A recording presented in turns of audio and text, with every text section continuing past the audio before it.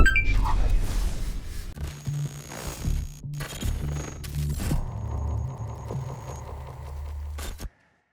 what's up guys, and welcome to a very special Xbox On stream. I'm Benny, this is Leah, and we are joined by the Game Director for The Division 2, Mathias Karlson. Yes. I was just saying, thank you so much for it. You had a really early flight coming over to us. I did. How are you feeling?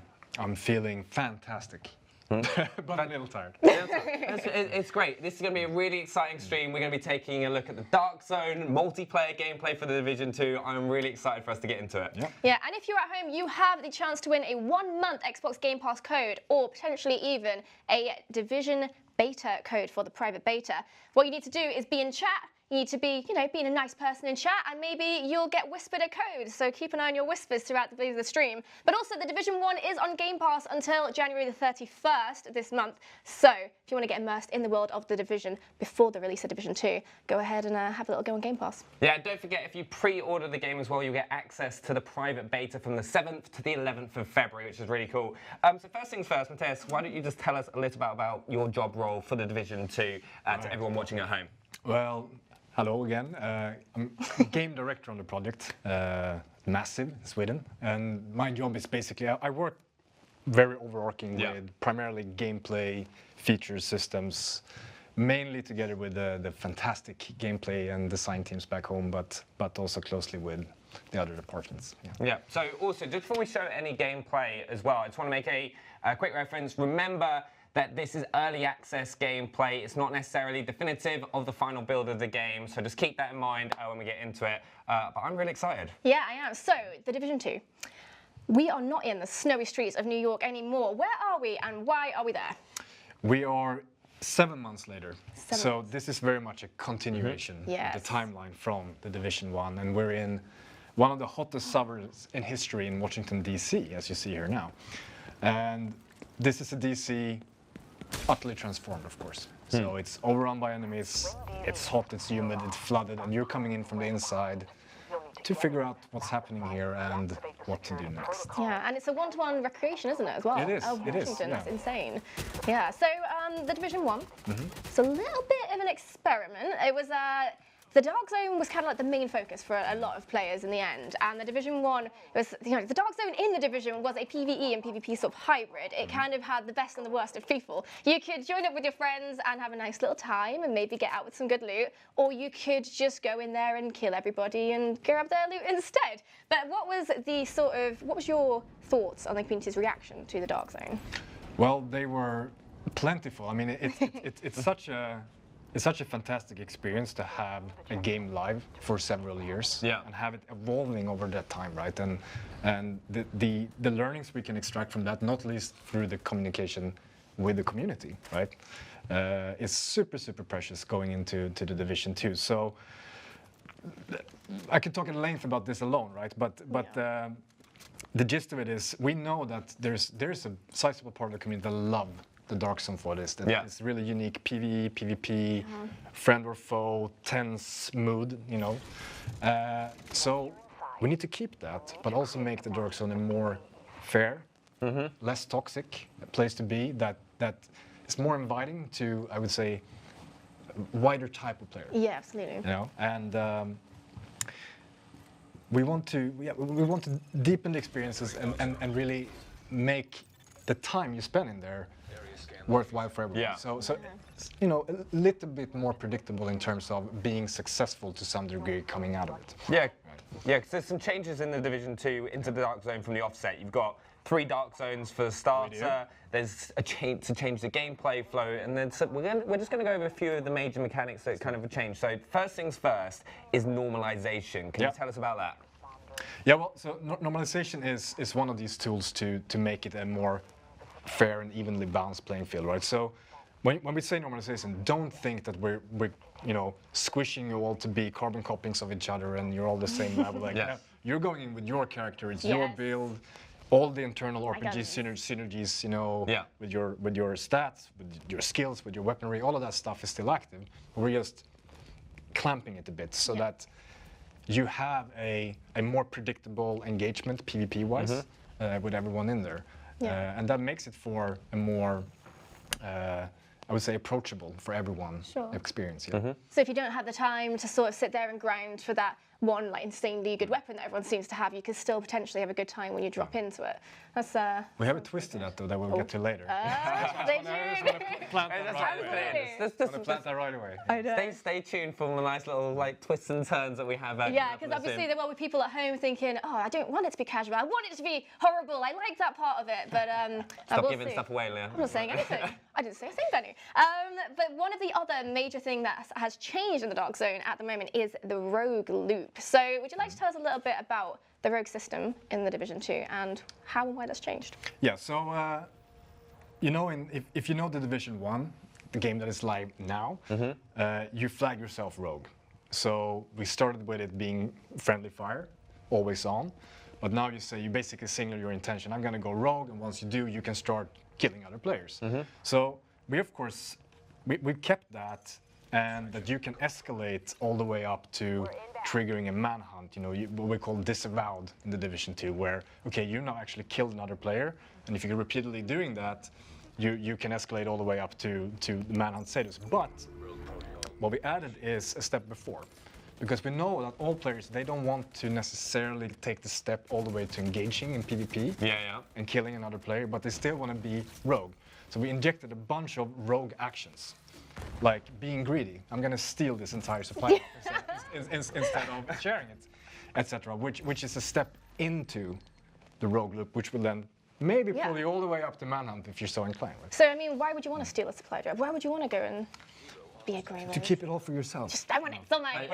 But it's really in the spirit of the Dark Zone, right? Yeah, It's up to you, it's your decision. Yeah. We're just saying, which one do you want? You're just trying to survive out there, But aren't there's you? going to be consequences. Yeah. I know the exact type of person that would try and steal the loop. I'm Yeah, not I going to think mention we're anyone talking who, about but I know the type of person. But one of the big things with the Division 1 that I found is all loot was contaminated. So you had to extract the loot in order to get it, otherwise you wouldn't get reward.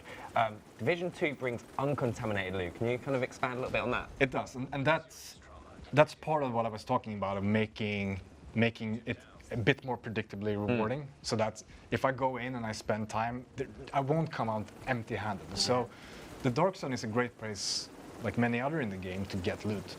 And uncontaminated goes straight into your inventory. So you can actually start using it right away. Wow, You don't have to go for extractions. But extractions is, if you ask me, one of the most precious, exciting parts of the Dark Zone, where you know, okay, I have literally everything at stake here.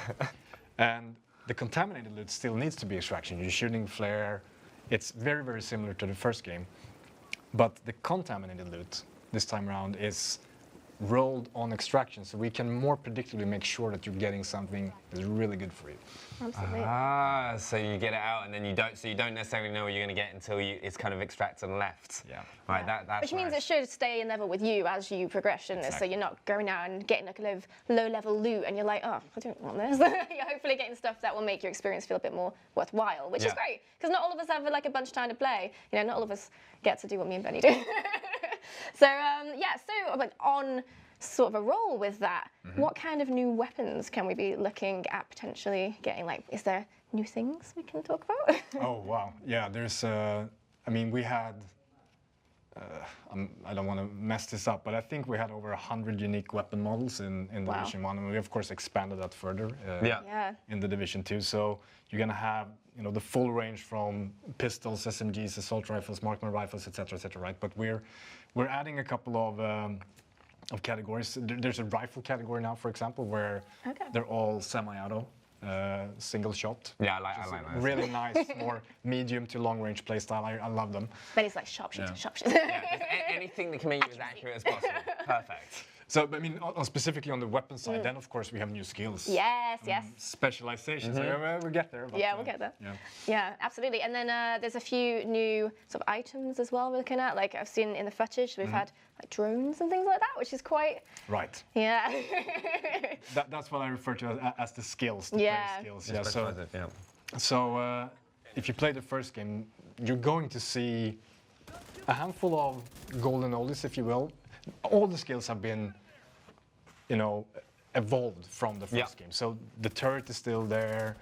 There's Seeker mines? Seeker mines, yeah.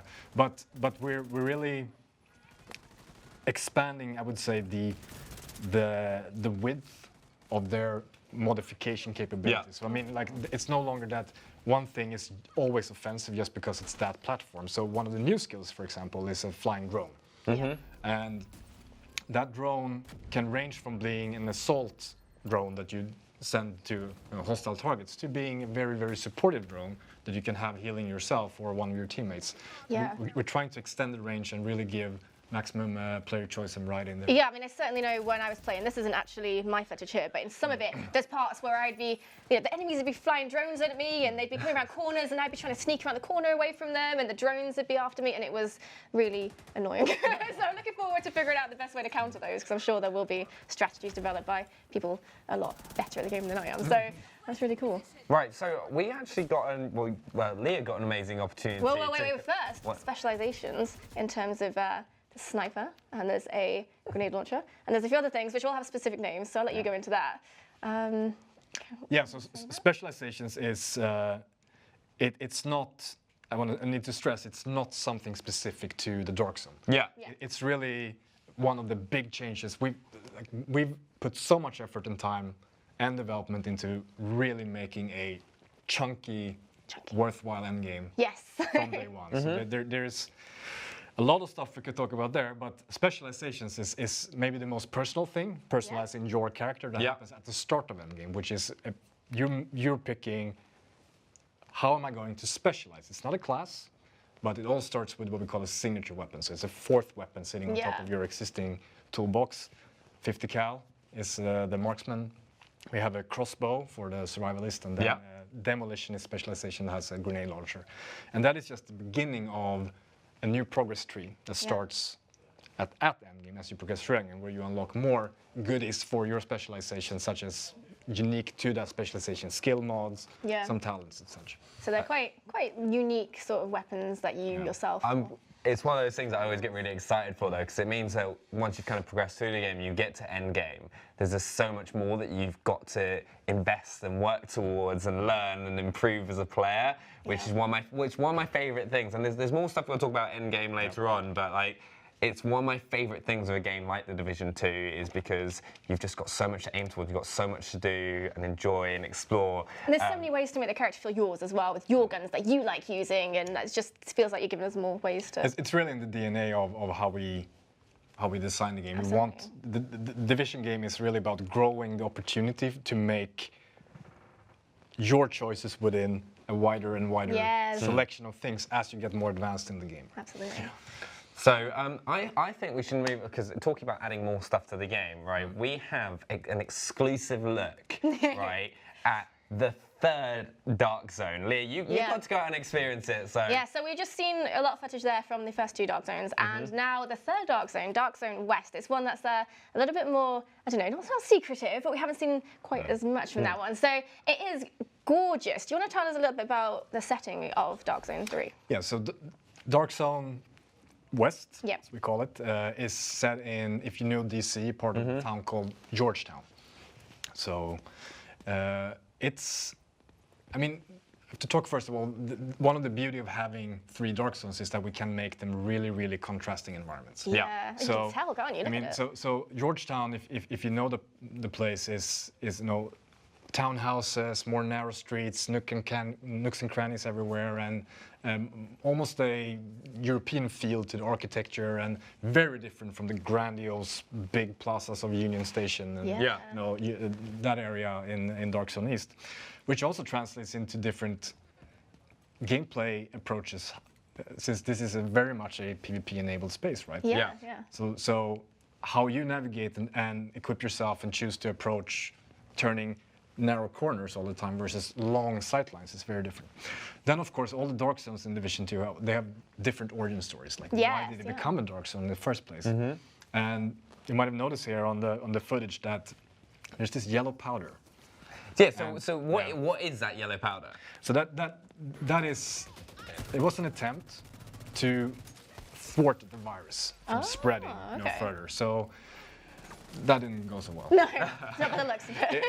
It turned out being really toxic. It was stressed out. It was really a desperate attempt to stop the pandemic from spreading, and in different ways. It is the common theme between the 3 different dark zones. And in Georgetown, that was actually where it was used first, where people had almost walled themselves in to keep it out, Right. the virus, and then. So they made their own little pen. Yeah, the yellow powder no. just made that a very, very terrible experience for them. What a nightmare.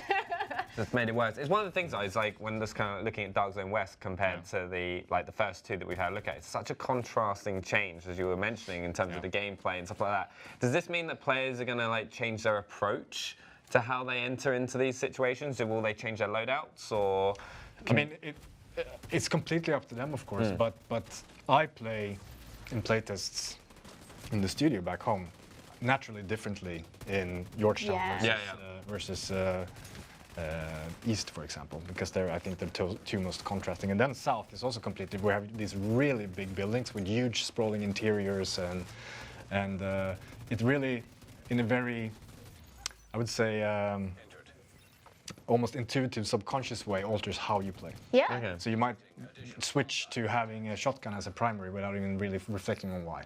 And this just seems to offer so many flank opportunities as well. There's so many small little narrow alleyways through every area. When I was playing, it did feel like each of your team could just be taking a completely different route to be getting to the same point, and that was awesome because it's just some of the other Dark Zone areas do feel more wide open. You'd have to be taking quite a long route round to get to different angles, whereas this was quite. These big, we don't see it right now though, but the big guns on the left shoulder. Yeah. That is a specialization thing. That's his 50 cal, right? I do use it. I promise, I do use it.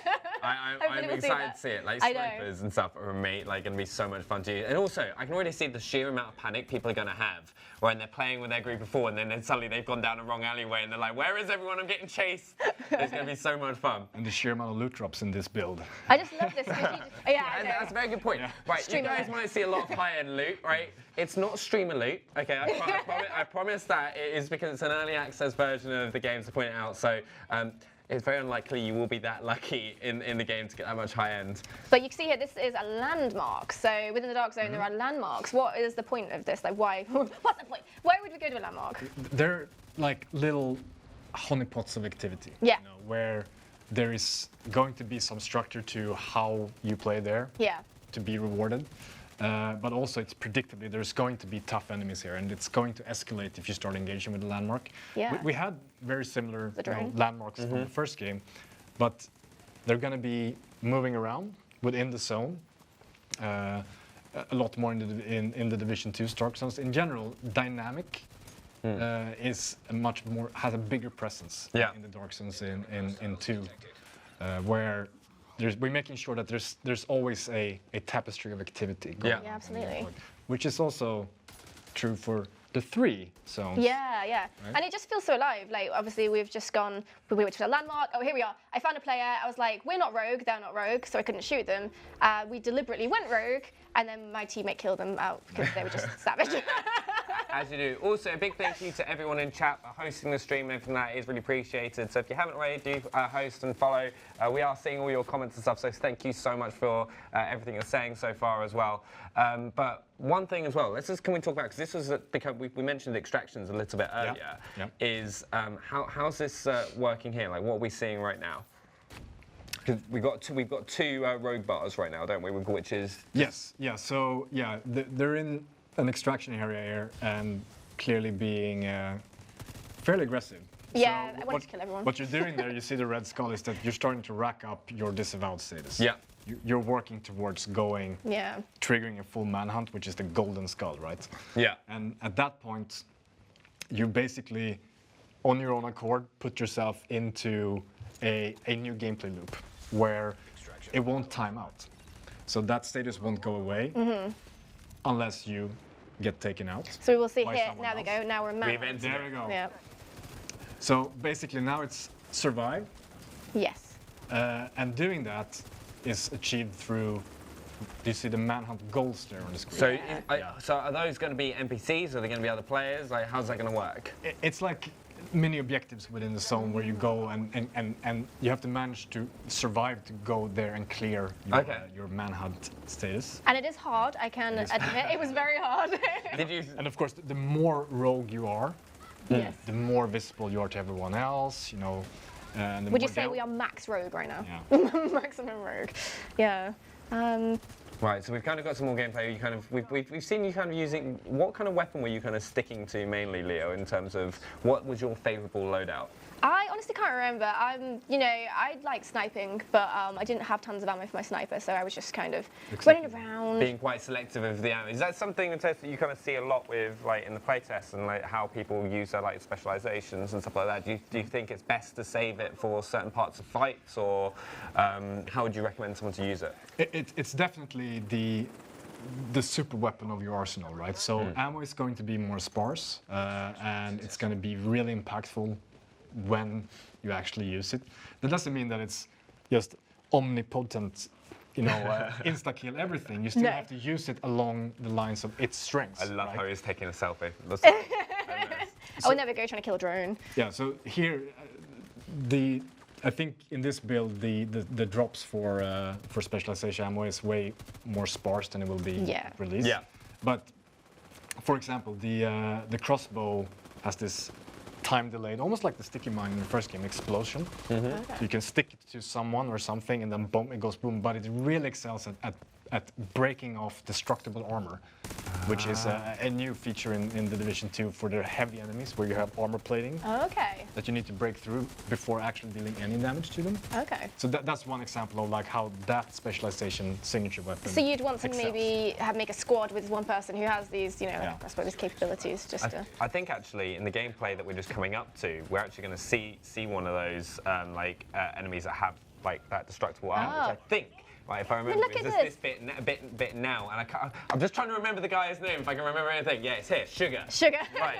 Sugar. Right, here's Yeah, some because I'm like armor. shooting at him. I'm like, what's happening? I can't shoot through Yes. this. What's going on? You see that on his health where it has A shield. a shield, Yeah. which is kind of indicating yes, you are effective on target, but you're hitting an armor piece. So Yeah. So you know to use one of those specializations weapons or a different tactic. to or kind of- scale, Right. or Yeah. or focus fire altogether. Like it's really about getting through. Or you can just shoot at him repeatedly and hope for the best. and then run away for that. But this guy as well has almost all enemies in the Division 2 have some form of the weak point. Yeah. If you played the first game, you remember the cleaners had a tank on their back that went boom? Like I that. love that. That was one of the most satisfying things in it. Just like having a rifle just going ding, ding, ding, ding, ding, just seeing it light up. So we loved it. I think we got a lot of positive feedback for that. So that is something you're going to see consistently through almost all archetypes to some extent. So it's a way to kind of screw with their strength.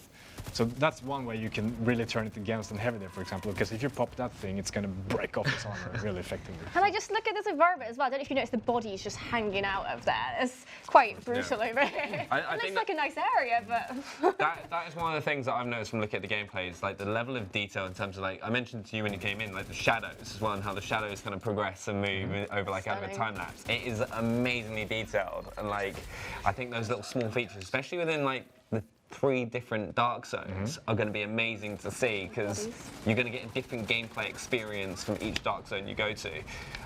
What is one of the major kind of, because we kind of touched on it a little bit, I think it's kind of worth talking about, is what is going to happen with the dark zone? So there's one that's going to become occupied. Yeah, we're calling it Occupied Dark Zone. Closer to release, you will understand why. But what it fundamentally means is that I said in the beginning of the stream, if you were with us already, that a lot of people playing the game that really, really love the raw, Savagery. savagery of the Dark Zone we released. So what an Occupied Dark Zone is at any given moment, one of the 3, because if we have more than one, we can have different rules running in the different ones, right? So 2 of them will be running the what we've been talking about, normalization, all these things, right? The occupied one is back to anarchy. So no normalization whatsoever. Friendly fire is always on. Ooh. No, it's going to I'm not playing with Benny. It'll be fine. It'll be fine. So it's really going to be that place where if you want that experience, the ultimate danger, the ultimate thrill, but also where you really want to flex your RPG build muscles and your player skill that's the place to go. Right, so that's one of the 3 zones and it rotates. Yes, and then it will shift. So Wow. basically, we'll always be Different somewhere Yeah. to have that experience and making sure that. So you can experience all the 3 different Zark zones in that kind of style. Also, one thing to remind everyone about: this is an early build of the game, so things like loot that you'll be seeing that is appearing like high end all the time, that is not going to be necessarily replicated in the final build of the game, because we've had some serious stream loot. Well, Leah's had some serious Yeah, I stream know. loot. I wasn't picking any of it up as well, just to annoy everybody. But here is quite interesting. This is a thieves' den. Yeah. So I think, if I remember correctly, I accessed this by going to various terminals around the area I was in, and then accessing them, and then I got into the den. So what is the thieves' den?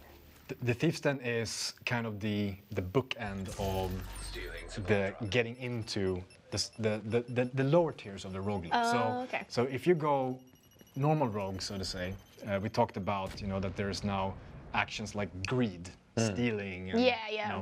Petty. petty. Basically, before you enter the higher tiers of disavowed and manhunt, Yeah. you can enter in this loop where you go. Basically, have to go because you're still free game if you're any type of rogue for other players. Yeah.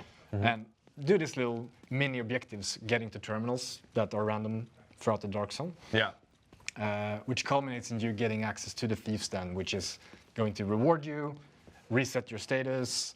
There's going to be a special vendor in there, so it's kind of this predictable little loop that you can engage into if you want to, without going full on. Yeah, so kind of like a little introduction to the dark side. So if you're a little bit scared of going full rogue, you don't want to commit to that kind of murder, you can just kind of maybe dip your toes in the water, be petty theft, petty thug.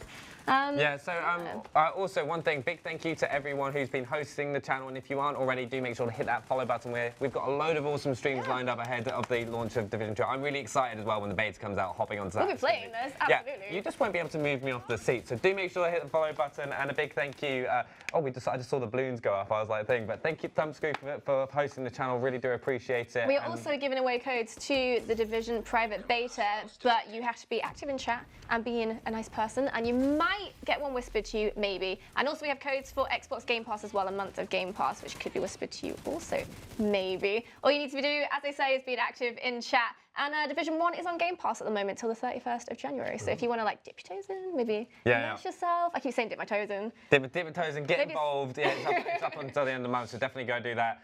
So once again, big thank you to everyone doing it.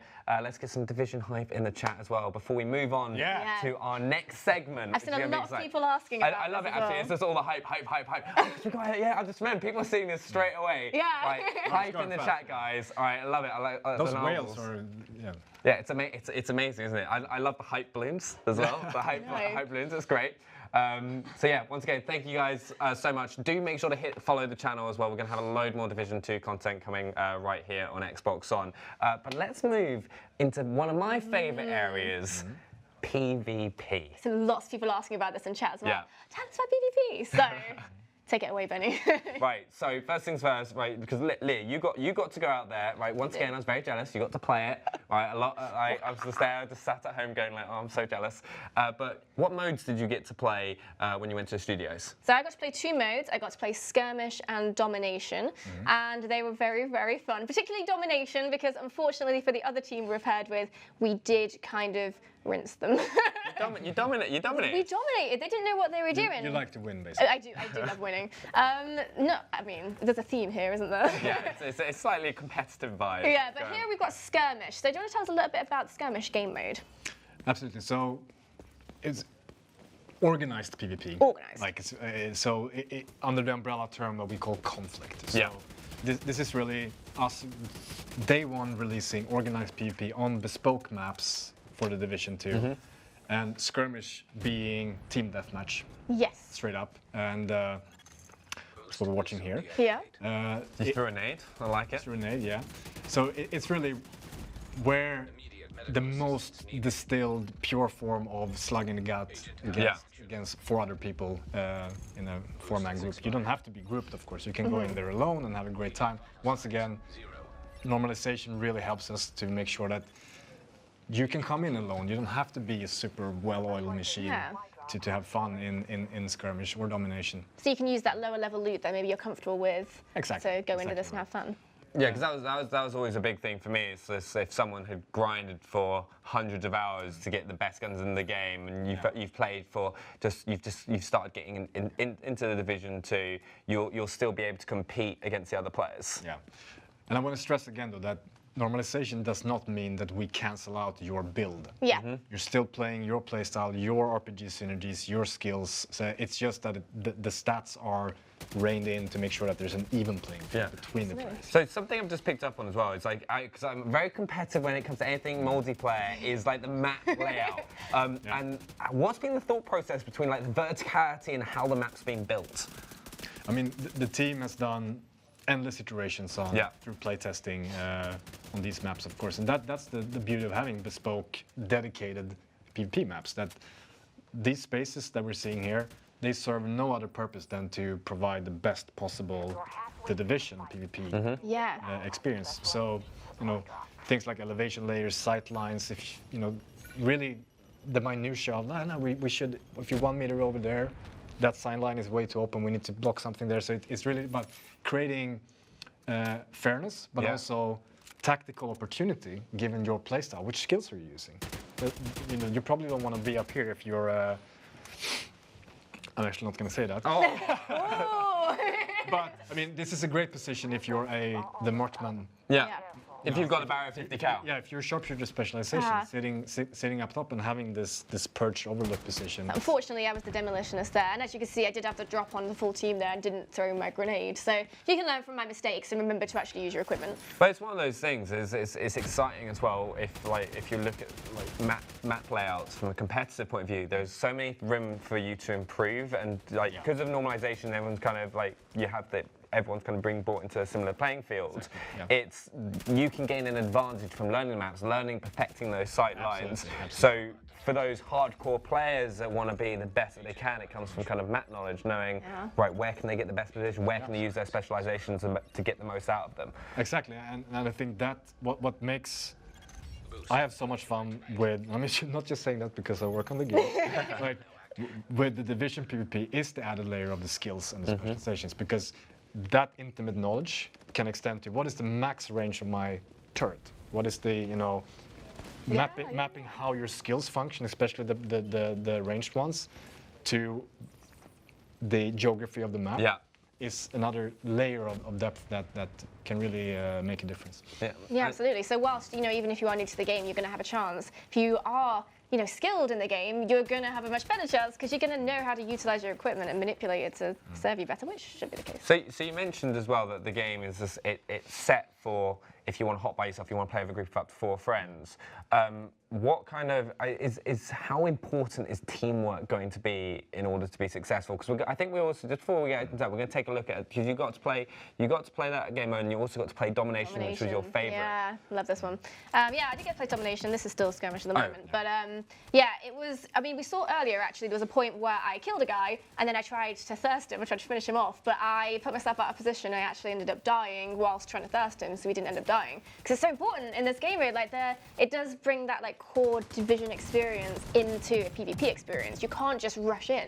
You have to be thoughtful. You have to be tactical, and it's quite interesting. Yeah. Way more, I would say, in the Division 2.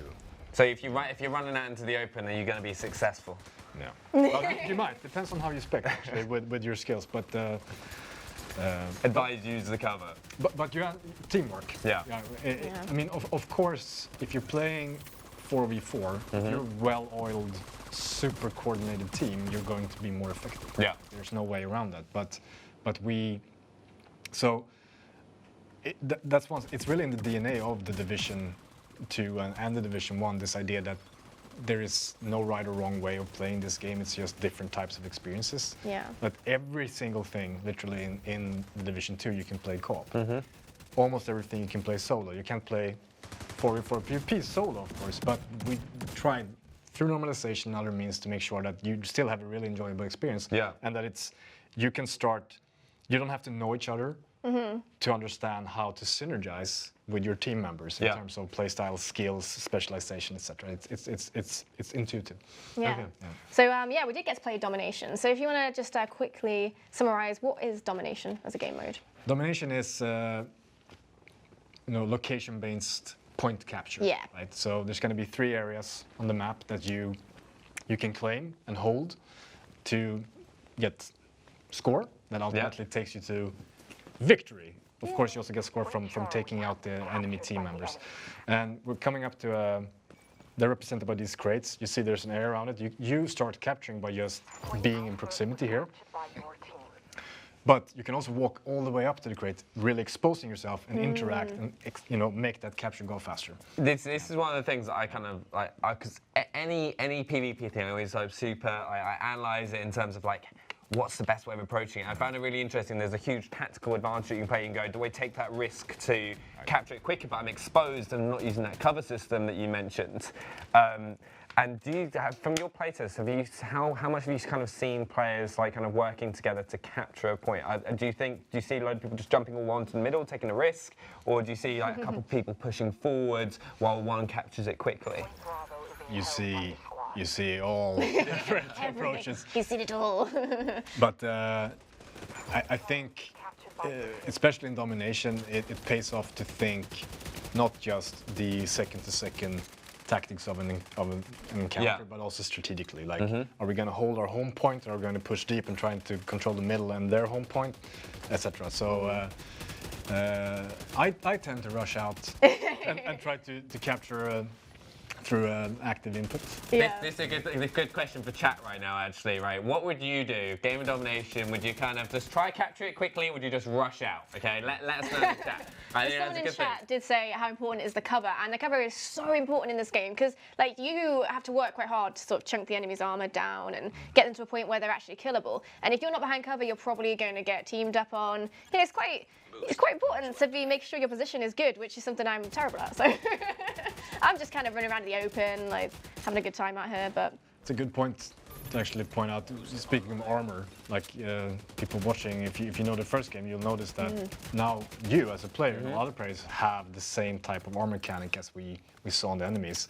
This really helps us in PvP, that you have this percentage total of your total health, if you will, being represented by armor that doesn't regen within combat, and there's actually some time to use an armor kit, so that the snap heal element is not there in the same way. Yeah. So you have to be more cautious about how you manage your health and your armor. Absolutely. So if you've taken a battery, you need to kind of sit back and kind of get yourself back prepared, kind of, and work with that bar versus your means of getting it back up. Yeah. Either through your own kits or through skills, but being down to 0 armor, you're working only with your health bar that do regenerate is dangerous.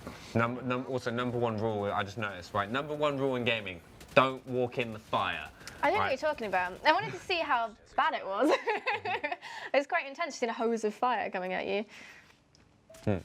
I think I spawn camping here as well. Sorry. Also, for everyone who's getting whispered Division beta codes, remember to go to thedivisiongame.com/redeem to redeem those, so you can get access to the beta on the 7th to the 11th of February. So if you get whispered code, keep an eye on the chat.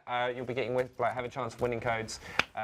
Go to www.thedivisiongame.com/redeem. Okay? I did see a lot of people in chat saying they would rush to get the objective. I saw that as well. Mathias has got the right idea, right? I'd be straight up with you there. I'd kind of be running forward and then shouting at Leah for why she's not helping me. I think they kind of gave up at this point. As you can see, the score's not really very fair. Hopefully we'll get to see, there was another game we did some sniping. It was quite fun, actually.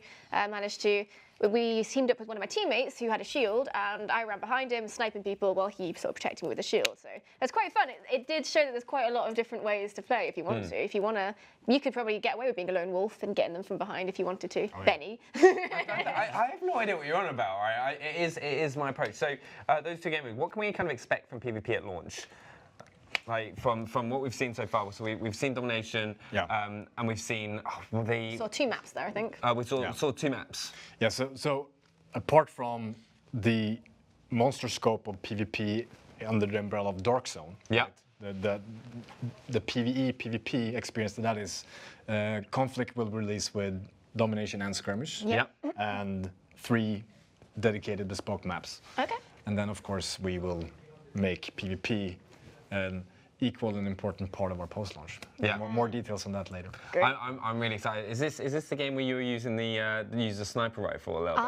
Yeah, it might have been. The scores look a little bit fairer there, so that might have been the game.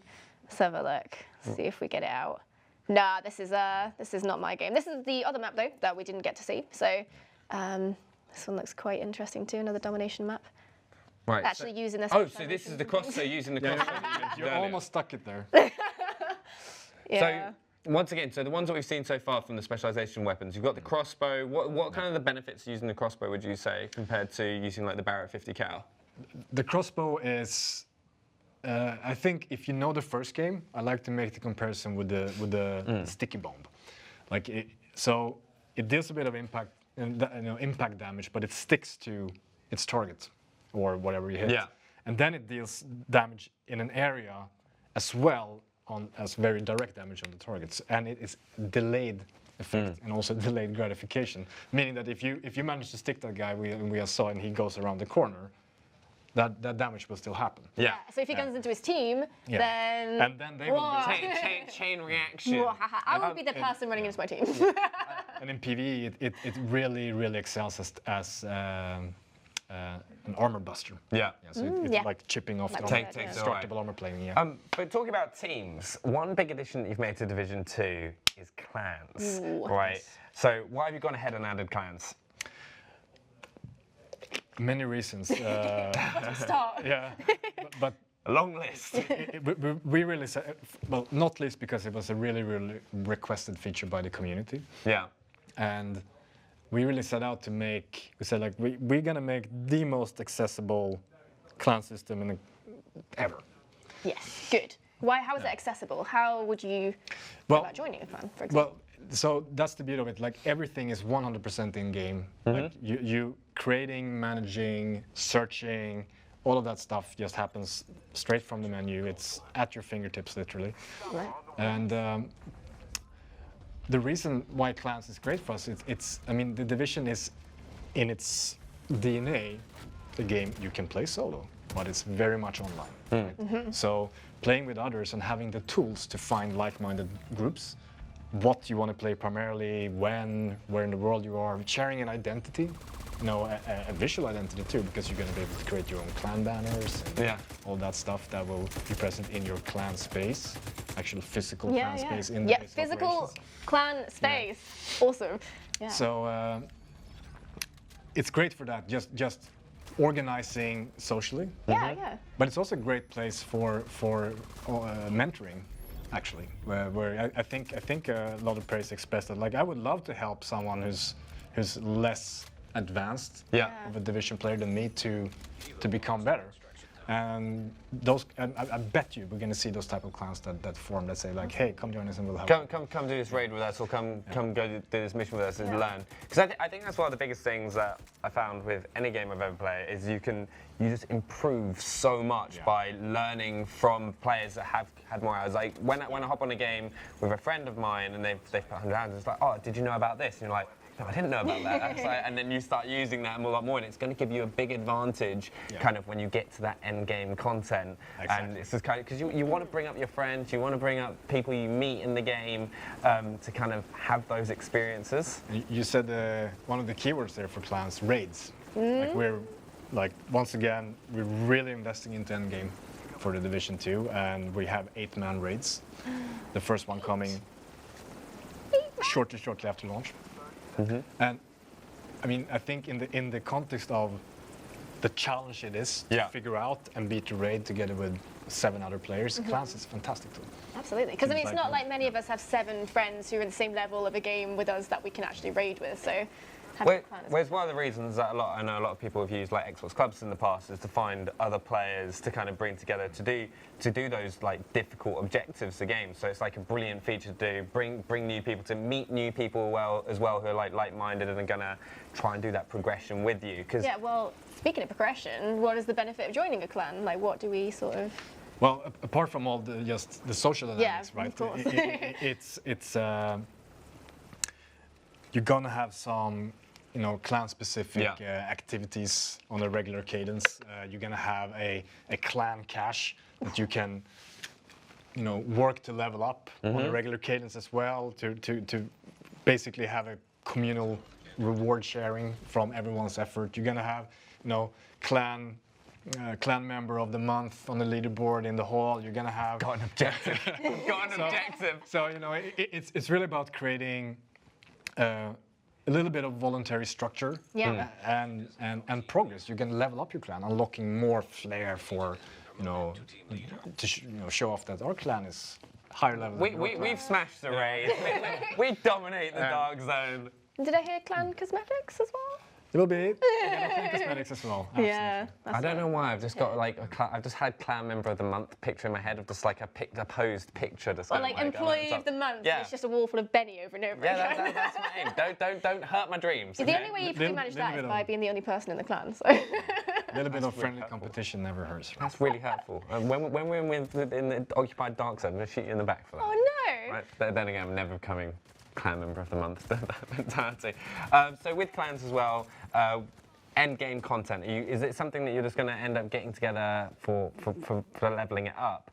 Are you going to get leveled up for working individually? Is it like everyone's always contributing to leveling up your clan? Yes. What they're doing. Yes. So you're generating clan XP, if you will, from activity in the game, and then you have these more structured activities generated from the clan. Yeah.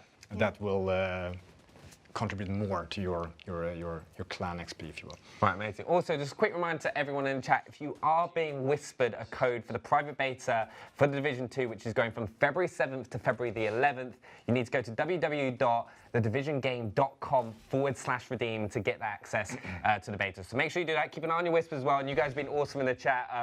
Huge thank you for everyone. I'm reading it all the time. I know, we're like watching. It's just like, it's crazy, it's amazing. So thank you very much for everyone who's been hosting the stream, who's been following the channel. If you're not following, do make sure to follow so you don't miss out on streams just like this, because it's a lot of fun. You can learn loads of stuff. I'm so excited for the Division 2 beta. It's going to be a lot of fun. But I've got a few more questions about clans. Yeah, no, that's what I was thinking. Go.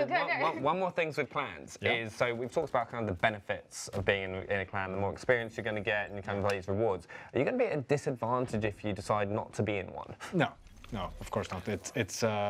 It's not about getting unique access to things you can't get in any other way. Just like we won't force you to play PvP. Yeah. To get like it is different means to progress your character. With you know, in the way that you really think is at the end of the day, it's about having the most fun. Yeah. Right. So That's what I want as you said, there will be some clan-specific cosmetics and stuff like that, but it's not about forcing people to be social. Yeah. It's about giving them the opportunity. And I love the idea that you could just go into, I don't know, maybe a dark zone area, find some people who can and playing it the same way that you are, and just being able to invite them to your clan, and they can just accept it as and when. That's awesome. And that kind of leads on to how many people can I have in a clan at once?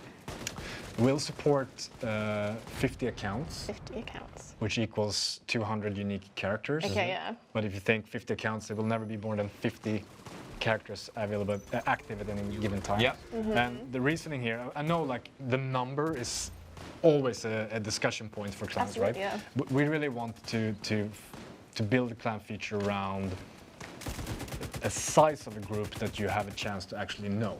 Yeah, You know, absolutely. 50 individuals is still.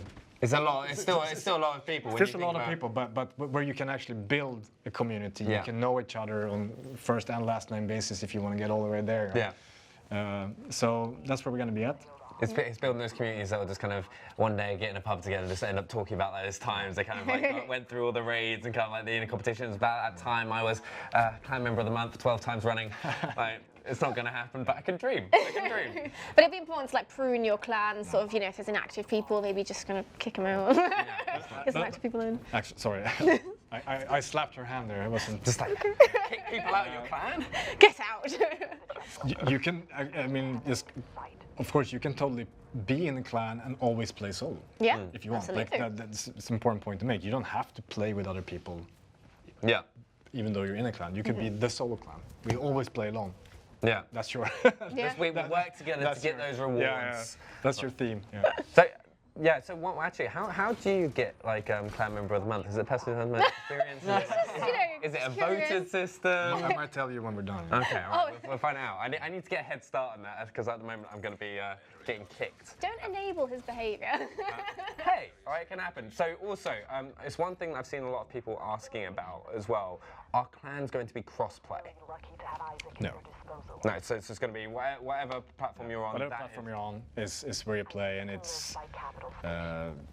also maximizes the opportunity for you to predict who's going to be at a given point and what community you're actually in. So yeah.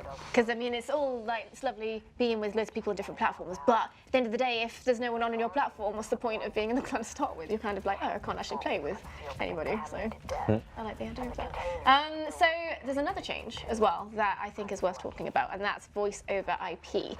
So in the Division 1, it's kind of maybe a little bit prone to toxicity, wasn't it?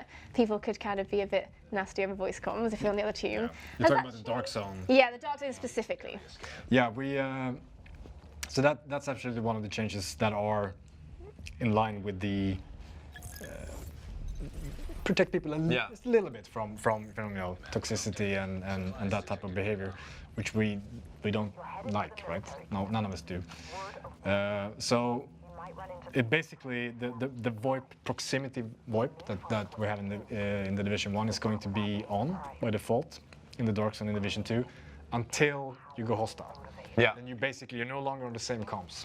So enemy rogue players or groups of players are not going to be heard on proximity VoIP in the Dark Zone. So they won't be able to say things to you. Yeah, I mean, just creeping around the corner, like, I'm gonna kill you. It's one of the things, that's me all the time. It's just like hunting them, being like, kind of like hunted down, just come here. Is it like the come here. psychological warfare? Yeah, it's, Being it's able to like, hear them. it's like, am I behind you? Am I in front of you? Did you know where I am? Just hiding up on a rooftop. Also, guys, in a second, we are just going to get a poll going on the chat to find out a little bit what you think. So just kind of keep an eye on the chat, and we will be running a poll momentarily. But if you are watching for the first time here at Xbox On, we are the official Xbox UK Mixer channel. Do make sure to follow. We've got loads of awesome streams around the Division 2 coming up as well. So hit that follow button, and thank you very much for everyone who's been hosting as well. So, right, poll time. Okay, this is going to be interesting. We're going to throw it up, and it's going to be. So we're going to throw it up in just a second. Right, so just a quick overview of what we've just done. We've just had a quick look at clans. We've had a look at the Dark Zone. We've had a look at PvP. So this is going to be for everyone who's taking a look at that. So if we hit the poll up in the chat right now, it's going to be. Hold on, we're going to throw out the poll in a second. And also, guys, keep an eye on your whispers to let us know what you think. This is exciting. Right, so poll's coming now. So what do you want to see more of, okay? Right, that is going to be the poll. So do you want to see more of PvP? Do you want to see more of the Dark Zone? Do you want to see more Dark Zone East? West? Yeah, West, South. Which Dark Zone? Right, which one? So let's see what kind of the options are on the top. And also, I love seeing all the chat kind of going off. I know. Also, Right. hello, we can see you. So. Everyone in the chat, make sure to vote in the poll. Vote, right, vote, vote in the vote. poll so we can see what you think. Right. I love seeing this. Can't wait for more info. It's going to be exciting. And remember, guys, keep an eye on your whispers. You do have a chance of getting a code for the private beta, which is coming out from the 7th to the 11th of February. And if you get whispered, you need to head over to www.thedivisiongame.com/redeem to do that. Right, so Dark Zone West is what people are excited about. To be fair, personal favourite as well, I agree. Should we throw up a bit more gameplay though? Because I like there was some details while we were talking a little bit earlier about kind of about Dark Zone, which we kind of didn't necessarily see. Cause, like, what is the kind of difference between? Because it was all those little tight little streets, wasn't it? Yeah. So what's like your favourite thing about Dark Zone West? I love personally the combination of the just the aesthetics of it. It has a warm, a disturbing warmth to it almost. You know, that like it's this place of death, but it's beautiful. Yeah. And I also like the tension, the anticipation, and the element of unknown that, you know, winding streets, lots of little back alleys and stuff like that brings. So that's. It was one thing I definitely noticed when I was playing in, I mean, all the Dark Zones, but this one in particular. You're just like, there's a real sense of stillness. And when your team is quiet, which doesn't happen often, but when everyone's quiet and everything's just calm, you just like, it just feels really eerie. Just feel like you're actually very alone out there, which is, I mean, that's how I feel like it should feel in a game like this. You should feel. Now this isn't a particularly narrow, tight area No. at the moment, but there is really lots of that in in West. But Yeah. it's quite cool that you've got this though in West as well, even though like a large proportion of it is really tight. Because it means then if you do have specializations like the 50 cal, there are spaces that you can take advantage of them. So this might be like if you're going on the road, you might spend a lot of time around here if you really like using the 50 cal, which is really exciting. I mean, it's about creating variety, but I think you're making a great point for me. Like it's not about creating a mono environment. Where it's like, oh, it's like this all the time. Yeah. Yeah. I'm a lifelong tryhard, so I'm always looking at like kind of where I can get advantages of different things. I'm like, this would be the perfect place to be using the 50 cal, sitting like down the bottom there, like peeking over a car as people rush towards you. But not only that, but like all of the different like skills you can use and things like. Yeah. I'm sure they'll be advantageous to different areas. Like maybe the drone might be quite useful in these tight winding areas where it can't go wide. It has to go straight forward. It has to follow a certain path to help you out. I really wish I can't wait to hop on to like kind of the beta and stuff and kind of get involved, because like go on manhunts and kind of get involved in the PvP and try it out. Because we're like lucky enough to play. It's very fast there to help. I know, it was the quickest helicopter ever. As I said, not final. Yeah, I think that's a really important. Remember, guys, from all the loot drops that we've seen in the gameplay today, like everything, this was an early build, so this isn't the final release of the game, so it's not going to be the same. So we're going to take a little bit further forward so we can look at some stuff that we haven't seen yet. Some bit more gameplay in the area, because we got to this point where we were... Cleared the landmark. Yeah, we're clearing a landmark, going up a thing where we got to see the armor for the first time with the against Sugar. Yeah. Right. We stared at the dead bodies, wondered what was going on there. What is that? An example? I don't know. It's scary. Was that something hanging from them as well? I want to find out, but I also don't. Yeah, it's the things, like all the small details, because we talked about in the PvP elements about kind of all the level of detail in terms of like verticality and stuff. Have you kind of done that within the Dark Zone as well? Oh, absolutely. I mean, the Dark Zone is as a developer, it's a fantastic, exercise, if you will, almost like because of the fact that it supports PvE and PvP everywhere all the time. Yeah. So there's a lot of craftsmanship that goes into creating that hybrid environment. But absolutely, there's a lot of that thinking going into the Dark Zone as well, of course, to really create different variety and opportunity. Yeah, this is the thing I'm kind of excited about, is like kind of like stealing Dark Zone drops and stuff like that. Yeah, so I mean, it's the fact that when you go rogue, it's not just, oh no, I accidentally shot someone, oh no. It's you have to deliberately do actions that cause you to go rogue. So for example, you hold down a button on the controller, that makes you go rogue, or you go steal some of this drop.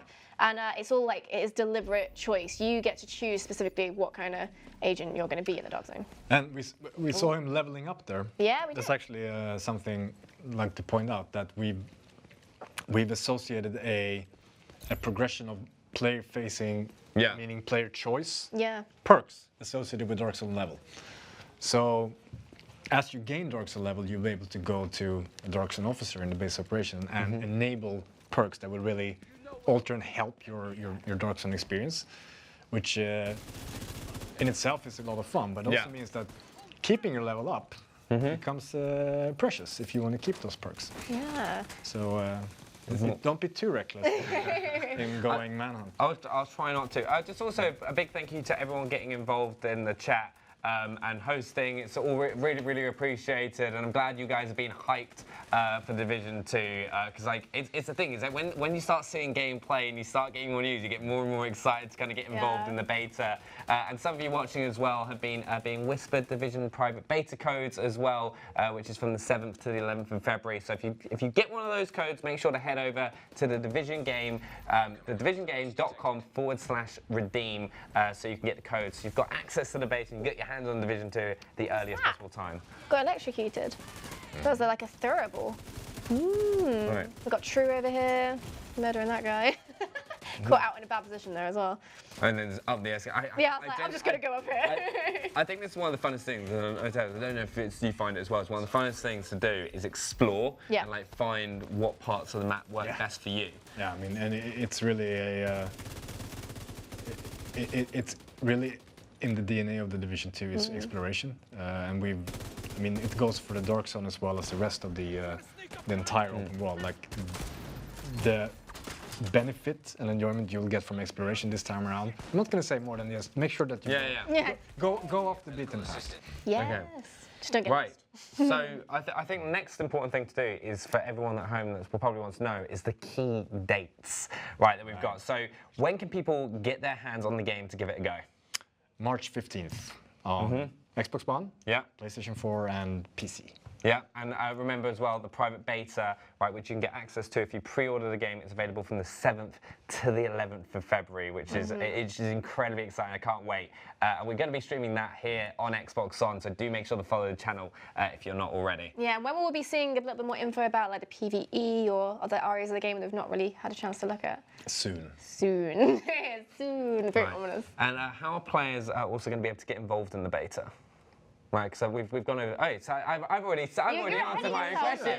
I've already said the question. Redeem the codes, and if you've been whispered one in the chat, you have them right there. But it has been an awesome stream. So should we quickly kind of summarise everything we've gone over so far, and we've kind of seen for the first time right here on the stream. So first of all, Tom Clancy's Division 2 will offer a gigantic, right, and generous experience at launch, including a meaningful story campaign, right, diverse multiplayer activities, and a genre-defining end-game experience. The Division 2 will also continue to grow post-launch and regular new content, seasonal events, and 8-player raids and more. I can't wait for 8-player raids. It's going to be awesome. I know. With the specializations and stuff as well, it's like really a lot of class optimization. I just can't wait to see like kind of the hear the communication between everyone, and kind of like the coordination and seeing what we've got in store. It's going to be so much fun. Taking learnings from the original game and feedback from the community, Tom Clancy's The Division 2 has refined the Dark Zones formula, which will deliver richer and fairer competitive environments for all players across 3 separate zones. Right, and also Tom Clancy's Division 2, new Dark Zones will offer something for every agent, whether you're a hardcore player that games every day and loves to take on other players, or a more casual gamer who wants to explore and focus on the NPCs instead. So a bit of something for everyone. Yeah, organised PvP and the Dark Zone are truly integrated into Tom Clancy's The Division 2 to give gamers a complete multiplayer experience at launch on March 15th. Important date there, regardless of your gameplay preference. So anyone can have a good time. I think it sounds really good. Do you? I'm really surprised. But that's it. We've come to the end of our Division 2 stream. I hope you guys have enjoyed it. Do remember, if you have been whispered a code, head over to www.thedivision.com/redeem to enter the private beta, which is from the 7th to the 11th of February, which is kind of the moment that I cannot wait for. And also, you guys have been amazing in the chat. Thank you for all the hosts, all the follows. You guys have been absolutely awesome. So Division 2 hype in the chat will be really, really appreciated. So go do that. You can catch more from us on Xbox On here on mixer.com/XboxOn daily in the weekdays with loads of different fun games and hijinks. And you can also catch us on YouTube at youtube.com/XboxOn, where we are going to be putting out more info about the Division and a little bit more fun there as well. Yeah, thank you so much for watching. Thank you to Mathias for joining us. Thank you. It's been a pleasure. Thank you. See you in the beta. Big thank you to Mathias right in the chat. And that is all we've got time for. So thank you so much once again, and we'll see you next time. All right? Bye. Bye. Bye-bye.